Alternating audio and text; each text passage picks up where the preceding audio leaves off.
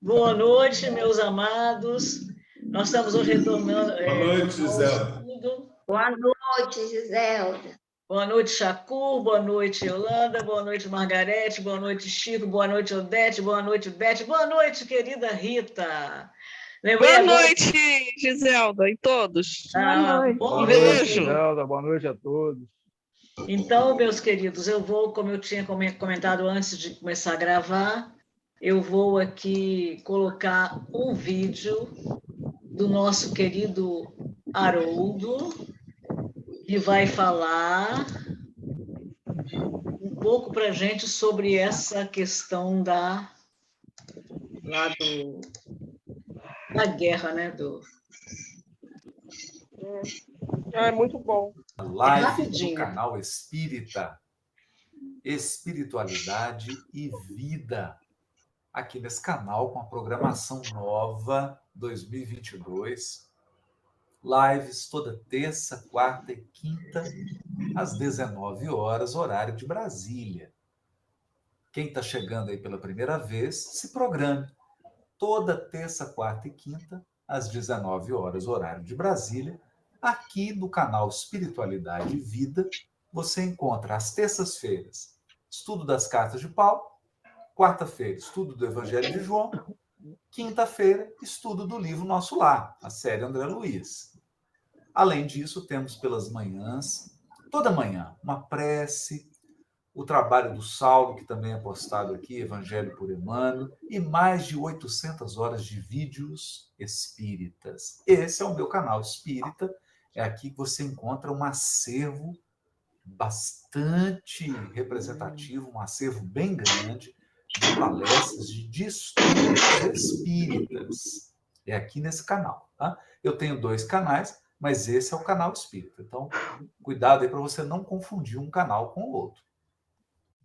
De um lado, tem gente que não viaja por causa dos Isso é preços ótimo, das né? passagens. Adoro Do isso. outro, tem gente que tem milhas, Eu quero dar boa noite aqui primeiro para Ana Maria Ribeiro, Ana Maria Riberto. Ela é de Juiz de Fora. Dá uma corridinha Tá mandando um aí para abraço. adiantar. O Isaías José, Peraí, deixa eu entrar. a Lígia Tomás, Ana Alice. O pessoal vai chegando. É Como agora. se fosse O uma pessoal vai grande chegando, sala. ele vai falar. E todos nós aqui, lembrando, né? Todos nós aqui somos estudantes, estamos aqui juntos, estudando. Meu papel aqui é apenas um papel de facilitador. Facilitador e condutor dos estudos.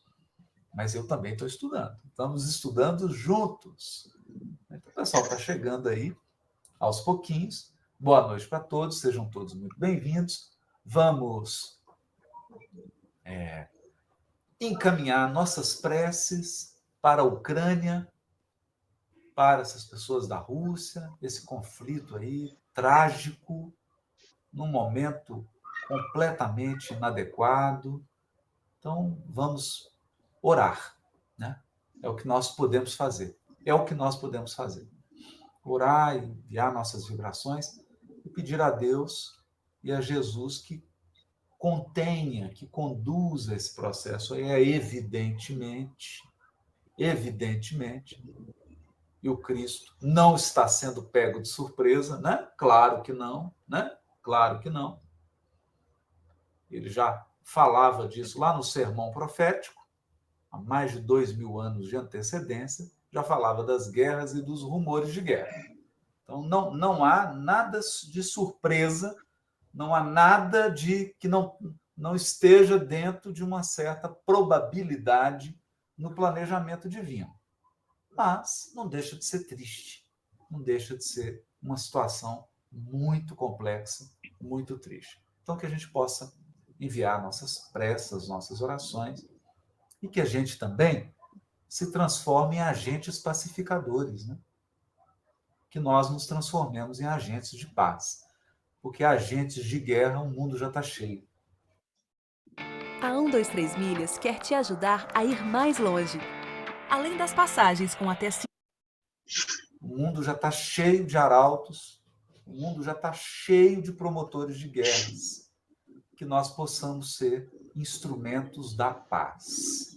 Instrumentos da paz. Então, não foi à toa, vim hoje de camisa branca, né, para que a gente possa vibrar pela paz e vibrar paz, né? Que nós também possamos ser um núcleo de paz dentro da nossa casa, no relacionamento afetivo, na família, na sociedade, nas redes sociais, que nós possamos ser um foco de paz. Isso é o que nós podemos fazer, né? Nós... Então, era só isso, gente. Agora eu vou, conforme nós havíamos combinado, eu vou agora compartilhar aqui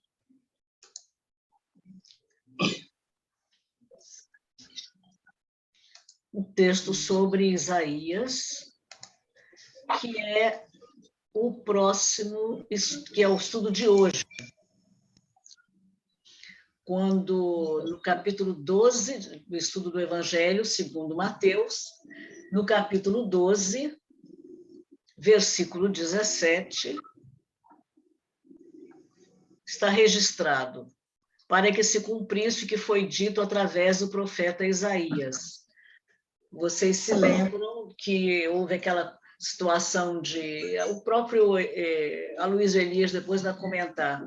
Desde Jesus, aquelas querelas, aquelas incompreensões dos fariseus, aquele planejamento para... pensando em matá-lo, ele se afastou, foi para a sinagoga, depois teve um outro desentendimento com eles e acabou se retirando. Quando ele se retirou, o que aconteceu? A turba o seguiu e ele curou a todos. E nós estávamos estudando que essa cura não foi uma cura física, mas foi uma conversão. Toda aquela turba mudou o modo de pensar e passou a seguir Jesus. Obviamente que não se muda de um instante para outro, né? Paulo de Tarso levou 30 anos para consolidar a sua conversão.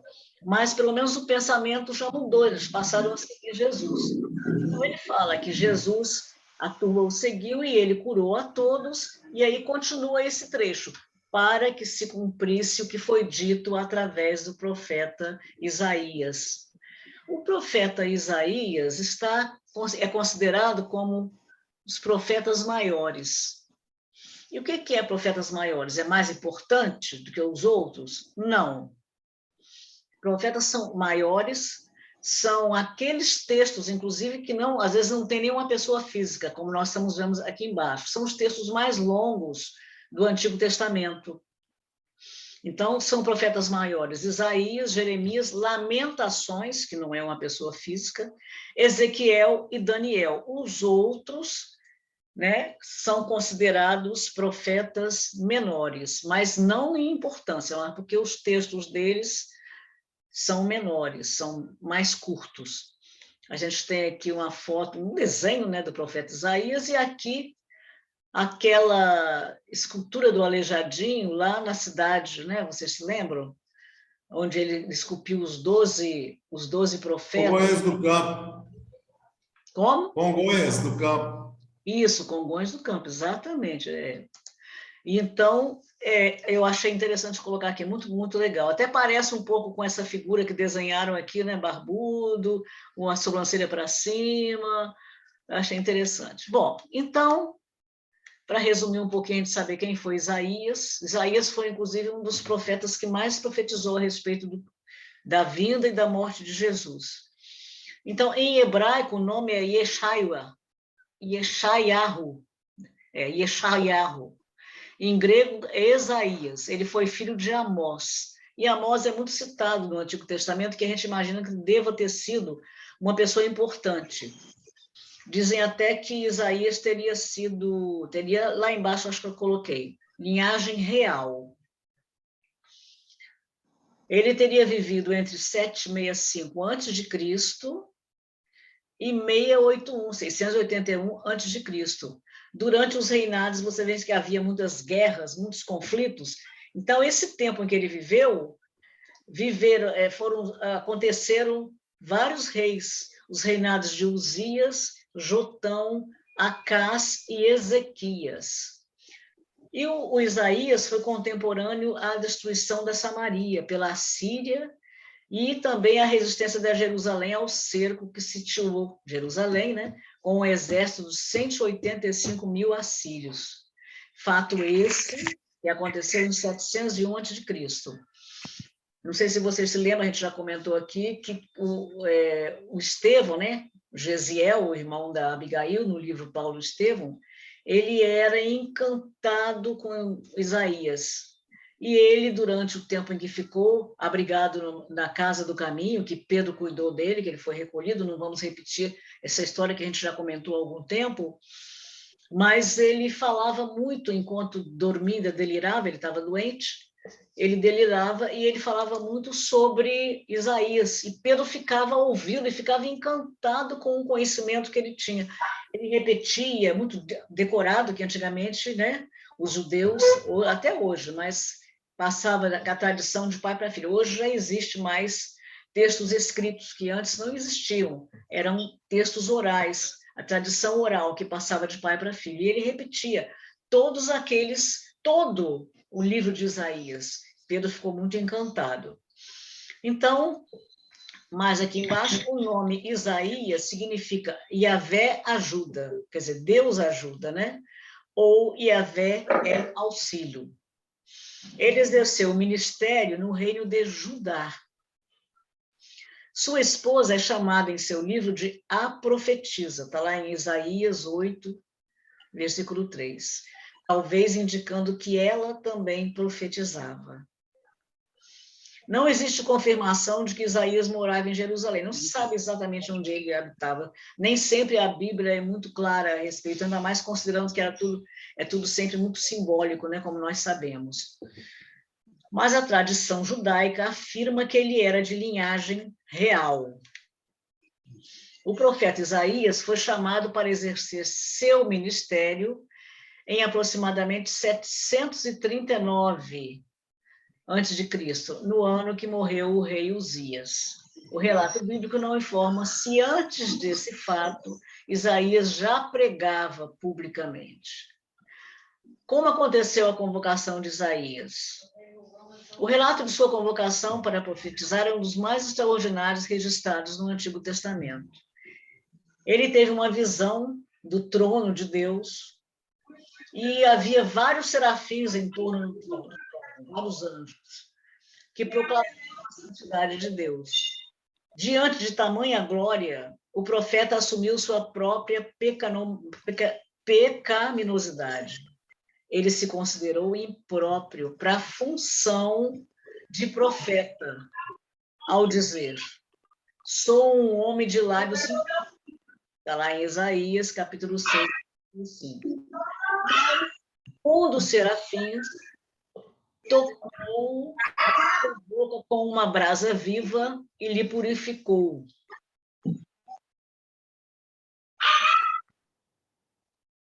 E então, depois disso, o profeta escutou a voz do Senhor, que dizia: a quem enviarei e quem há de ir por nós? O profeta então respondeu: eis-me aqui, envia-me a mim. Está lá em Isaías 6,8.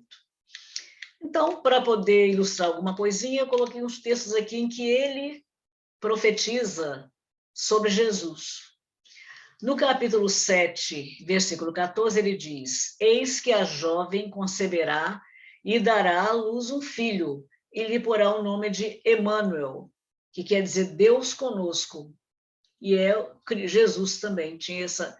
Emmanuel é praticamente sinônimo de Jesus. No capítulo 53, olha como é longo esse livro de Isaías, nos versículos de 4 a 7, ele fala sobre Jesus e sua morte. Verdadeiramente, ele tomou sobre si as nossas enfermidades e as nossas dores levou sobre si. E nós o reputávamos por aflito, ferido de Deus e oprimido.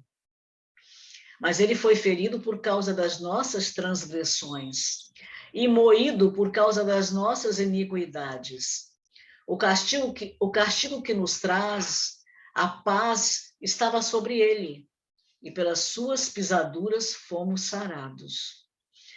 Claro que a gente tem essa linguagem aí que tem que ter um tempinho mais para interpretar, para ler, né? Porque é uma linguagem, até para nós hoje, com a tradução atual, meio confusa em alguns trechos.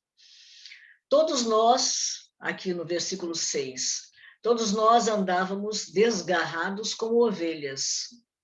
Cada um se desviava pelo seu próprio caminho. Mas o Senhor fez cair sobre ele a iniquidade de nós todos. Ele foi oprimido e afligido, mas não abriu a sua boca. Como um cordeiro, foi levado ao matadouro, e como uma ovelha muda perante os seus tosqueadores, assim ele não abriu a sua boca. Mais à frente, nesse mesmo capítulo 53, no versículo 12, ele diz: visto que entregou a si mesmo à morte. Jesus, né, morreu porque quis, obviamente, a gente sabe mesmo disso, né? Entregou a si mesmo à morte, foi contado entre os criminosos.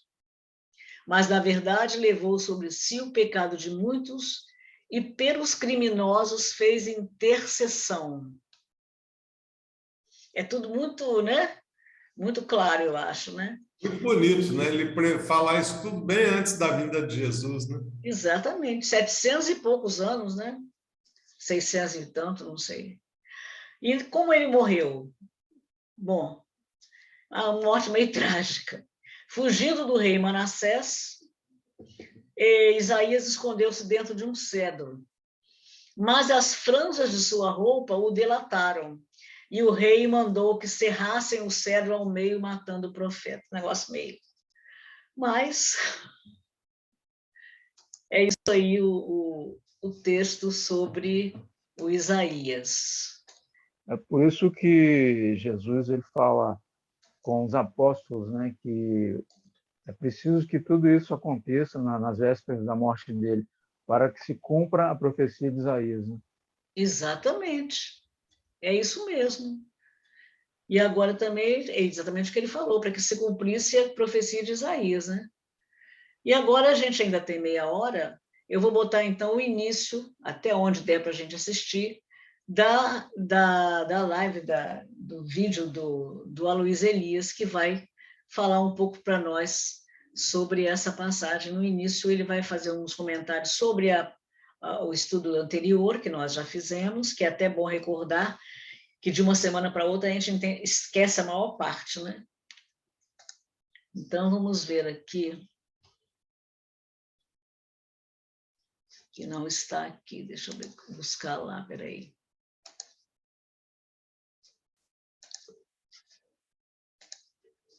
Ok, tudo bem, não vou minimizar. Deixa eu fechar, então.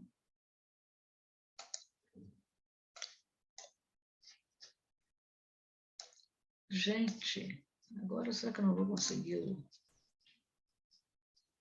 Aqui, achei.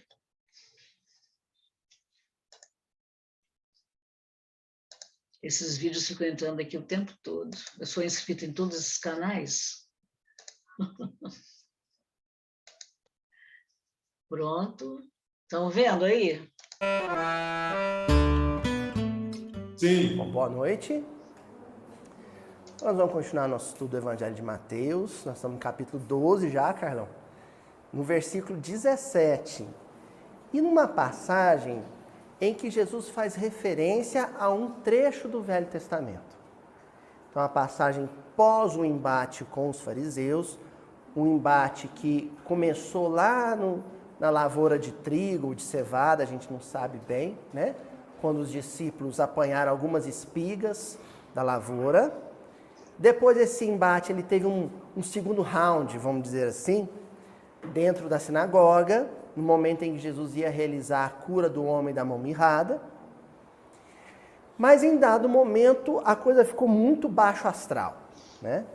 Porque o que a princípio era uma discussão de natureza teológica, uma discussão que se dava no campo do entendimento acerca das Escrituras e da tradição do Velho Testamento, se tornou outra coisa.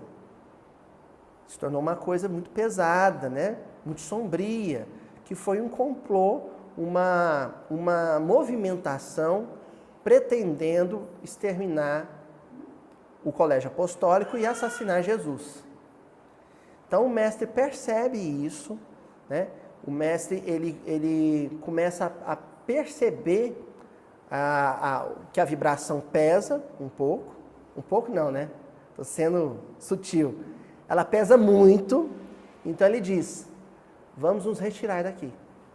Só que esse retirar dali, esse movimento que aparentemente era um movimento de natureza física, um deslocamento físico, ele traz implícito um convite de movimentação psíquica.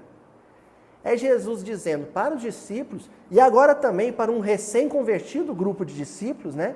Que é aquela multidão que aceita acompanhar Jesus nesse movimento, ele está dizendo, olha, vamos colocar os nossos pensamentos e colocar os nossos sentimentos num patamar superior, que não possa ser alcançado pela ignorância, pela maldade dos pensamentos desses fariseus. Que eles possam, de repente, nos ferir o corpo, mas macular a fidelidade a Deus, isso nunca. Só o que a força bruta pode é isso, é machucar o corpo. O espírito, se for fiel ao evangelho, ele permanece vigoroso, ele permanece forte. Então, desse trecho do evangelho de Mateus, capítulo 12 em diante, a gente percebe um esforço de Jesus de estabelecer um vínculo do colégio apostólico com esse novo grupo de convertidos e ali passa diretrizes, um traçado de como o cristão deve se comportar em ambiente de animosidade. Em ambiente de animosidade, isso é uma regrinha básica, uma regra de sobrevivência de toda a tarefa cristã. O silêncio e a oração. Ah, mas não tem que pregar, não tem que usar a palavra. Em um ambiente propício, em terreno fértil, você semeia. Em ambiente fértil, você semeia. Quando o ambiente não for favorável, quando não houver receptividade, quando não houver abertura para receber a mensagem do Cristo, você silencia. Isso é uma regra básica. O que a gente tem feito na história dos últimos 2000 anos de cristianismo? Inverter esses valores. Quando está aquele ambiente favorável a semear a semente do Evangelho, nós estamos distraídos com outros interesses. Perdemos a oportunidade. E quando o ambiente, o clima não é favorável, quando é hora do Evangelho silenciar e falar de outra maneira, falar pela vibração, falar pelo sentimento espargido, exalado, em forma de oração, aí a gente entra em contenda, aí a gente entra em disputa, aí a gente entra em duelo. A gente tem invertido esse processo. E isso nos tem custado muito. Ficou clara essa parte, gente? Bom, quando entra nessa passagem, aí Jesus começa a prenunciar o que seria a forma mais eficaz, ou eficiente, talvez eficiente, uma palavra melhor, de se propagar o evangelho na terra. Porque ele está dizendo, se em ambiente hostil, às vezes você precisa silenciar a divulgação convencional do evangelho, como é que o evangelho vai se espalhar quando esse ambiente hostil se perpetuar por 1 ano, 2 anos, 3 anos, 2000 anos de combate sistemático à Boa Nova? Como é que ele vai se propagar? Jesus dá outra dica. Ante o assédio do mal, silencia, ora, e aí vem a terceira dica. E divulga o evangelho através de exemplo, de vivência. Experiencie o evangelho. Mas, Luiz, em que passagem, em que versículo que é que ele fala isso? Quando ele diz aos recém-convertidos, né? Aquela turba recém-convertida ou curada, para usar um termo do próprio versículo, não torne isso público.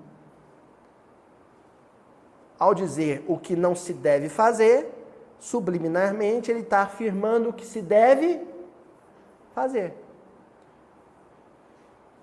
Não divulgue o evangelho de forma convencional. Pode até que isso aconteça, mas não é isso que vai renovar a humanidade. Não é. Vidas foram verdadeiramente transformadas, muito mais pela experiência de conversão, de aperfeiçoamento contínuo de Paulo de Tarso, do que pela leitura sistemática das suas epístolas. Quantos e quantos sacerdotes, durante o período medieval, não leram as cartas de Paulo? Não foi? Isso significou que esses sacerdotes tiveram necessariamente uma posição santa perante o Evangelho? Não. Só pegar o Renúncia e ver como é que o Carlos Clenaghan se comportava com todo o conhecimento teológico que ele tinha da letra cristã. Como que ele se comportava? Tinha um mais inteligente que aquele?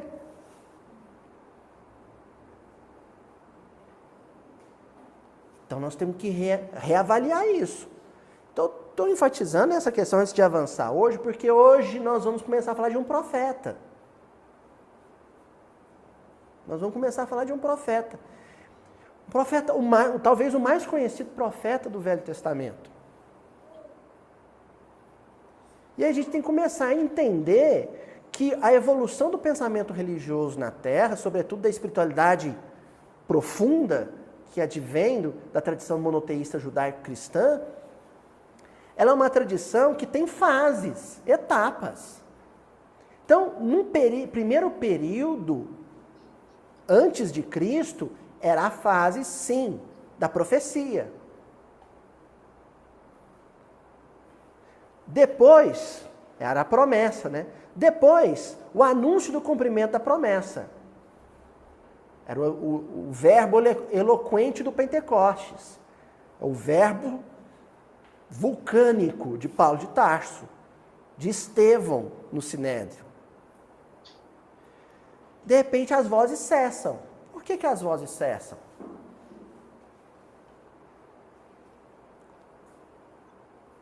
As vozes cessam para que fosse possível, que de repente a vivência se manifestasse. A vivência se expressasse. A gente pode ver isso com Francisco de Assis, né? Francisco de Assis não saiu pregando nada. Ele recebeu uma mensagem que ele entendeu errado, né? Reconstrói a minha igreja, e ele foi arranjar material para construir a igreja, que ele entendeu que era a igreja física.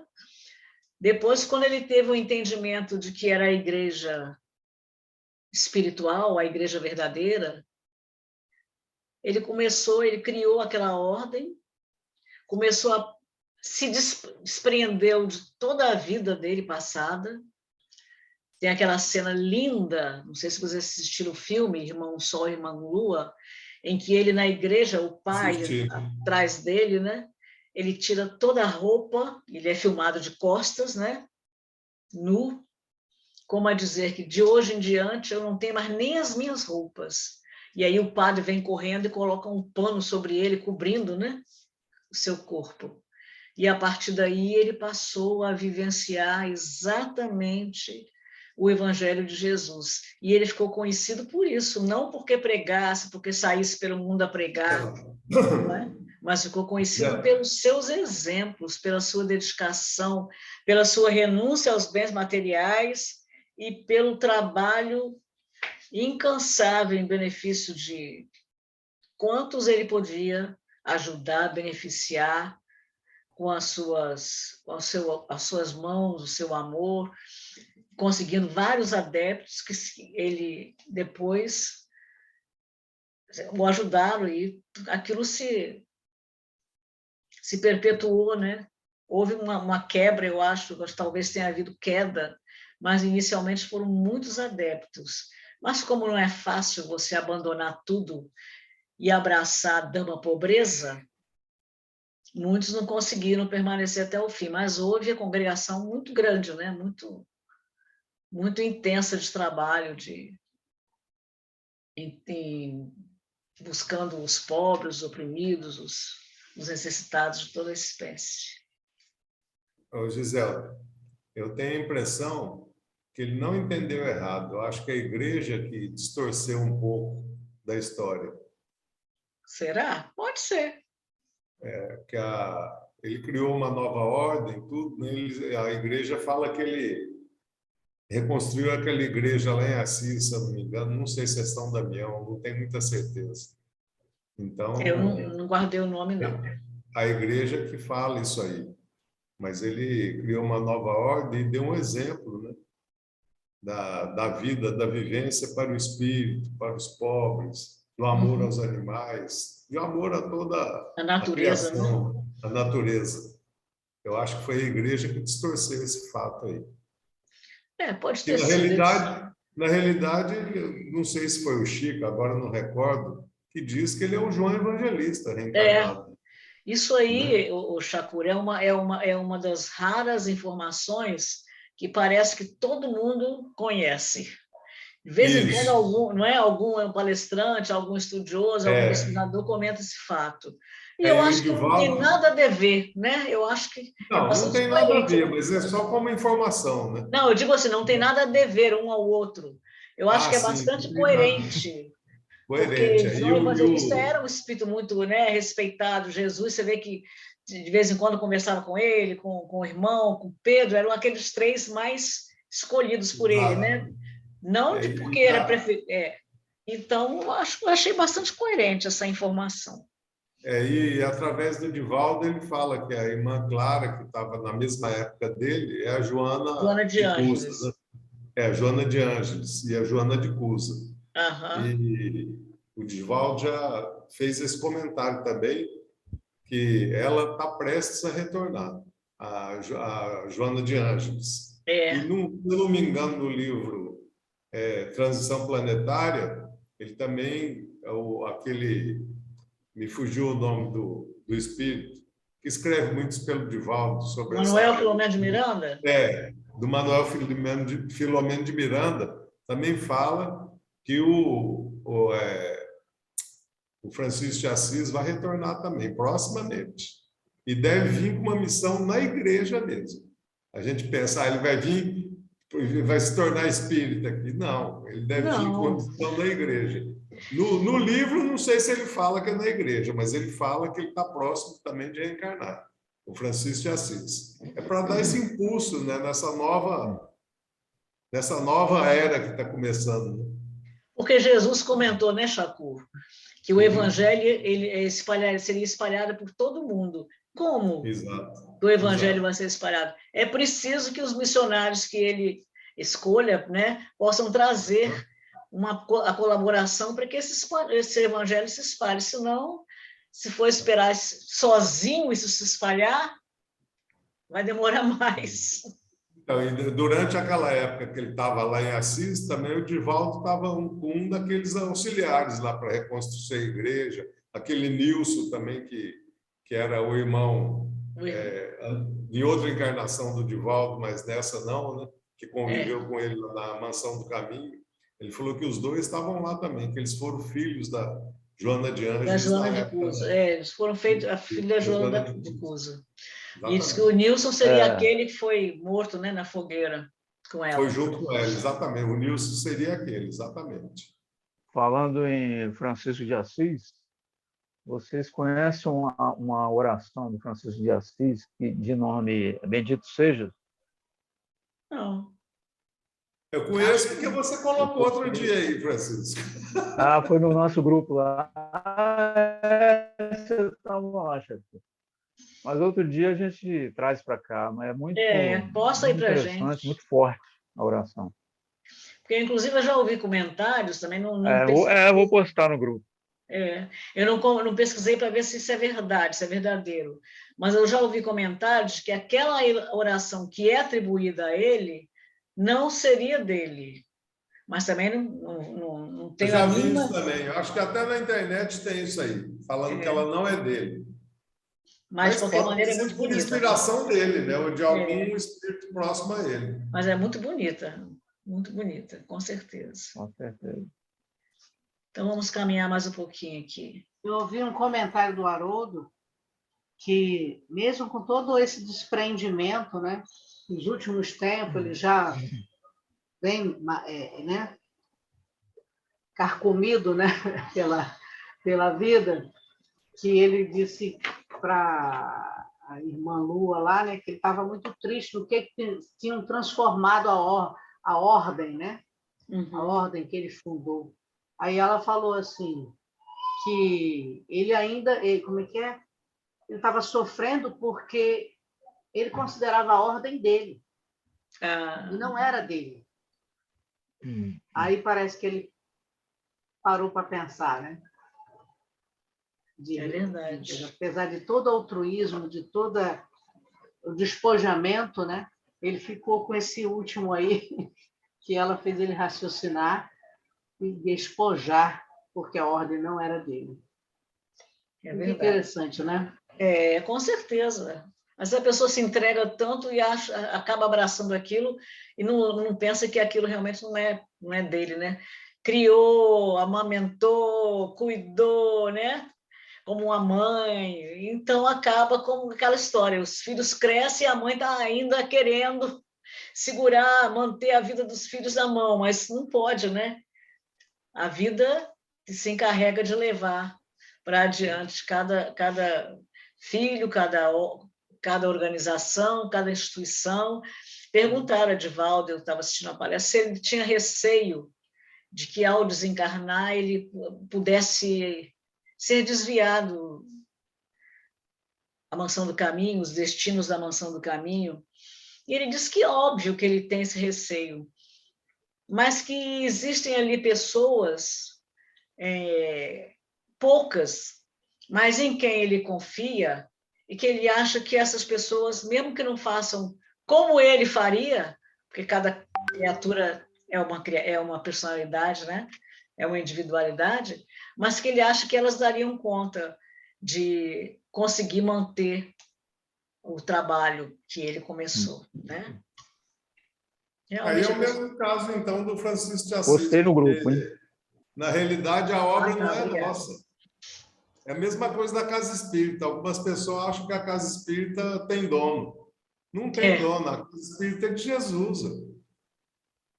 Você tem toda a razão. Postei lá no grupo, hein? Tá, querido, obrigada. São Francisco ficou com resquício de posse, né? Aí, apesar de toda... Né? Yolanda, eu até desconfio que ele não deve ter ficado, não. Isso aí pode ter sido mal interpretado também. Ele é um espírito... Eu mesmo acho, né? Ninguém pode dizer nada, mas eu acho que o Francisco de Assis deve ser um espírito puro, já no grau quase mínimo. crístico, né?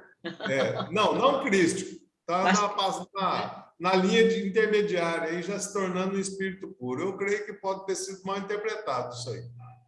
Mas também não vem ao caso. Né? Com certeza. Eu tenho muita admiração por esse espírito. Sempre tive muita admiração por João, evangelista, muita. E quando eu soube que era Francisco de Assis, eu falei, gente, que coisa linda! Eu estou tendo admiração pelo mesmo espírito. Mas é isso mesmo, a simpatia que a gente tem, né, gente? Pois é. É outra coisa que algumas pessoas falam do Francisco de Assis, que ele foi guerrear e tudo. Ele não foi guerrear. Ele foi mandado, mas ele não quis. Ele não assumiu, não. Foi o quê? Ele voltou. Que ele foi guerrear, né? Tem pessoas que ele fala que ele foi lá, guerrear, matou e tudo, mas ele não foi, não. Eu acho que ele não foi mesmo, não. Não foi, não. É uma situação complicada, né? Vamos ouvir mais um pouquinho nosso Aloísio. Isso aconteceu? Não. E é por isso que Jesus já tinha anunciado que foi necessário que lá na frente todos os ensinamentos do Evangelho fossem relembrados através da codificação kardeciana. Então é assim que funciona. Primeiro o anúncio da promessa, depois o anúncio do cumprimento da promessa. A promessa é o Cristo. Depois um hiato para que aquele ensinamento sedimentasse. E aí se era anunciado que haveria um momento em que isso precisaria ser relembrado, que não estaria suficientemente consolidado. Aí vem a doutrina espírita. Fechamos aqui a introdução de hoje, dizendo o quê? Doutrina espírita é evangelho sendo relembrado. A doutrina espírita não traz nada de novo. Olha o que eu estou dizendo, hein? Até reencarnação já tinha sido dito antes.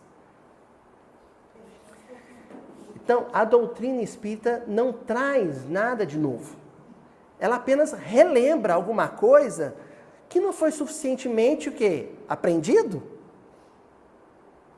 Que não foi suficientemente vivenciado. Praticado. O que a doutrina espírita vem relembrar?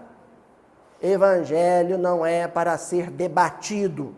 Evangelho não é para ser discutido. Evangelho é para ser vivenciado. Ponto.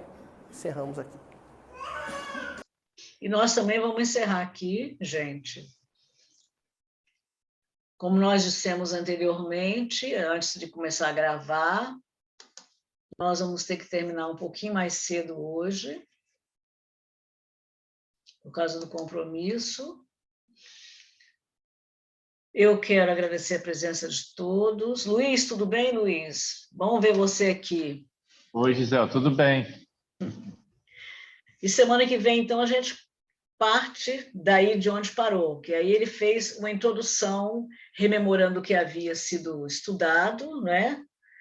A cura da turba, o que significava aquela conversão, a solicitação de não falar, não contar as pessoas que eles haviam sido convertidos, mas simplesmente fazer essa conversão, como eles, essa prática em casa, Helder, no interior da casa, né? No íntimo. Não no íntimo, mas no interior. Ah, sim. Privado. No interior da casa, né?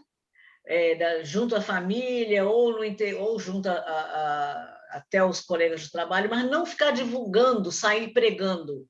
Vivenciar primeiro, para consolidar na sua vivência com a família essa prática, e depois, em outra encarnação até, poder divulgar, se for esse o caso, né? Se estiver no planejamento.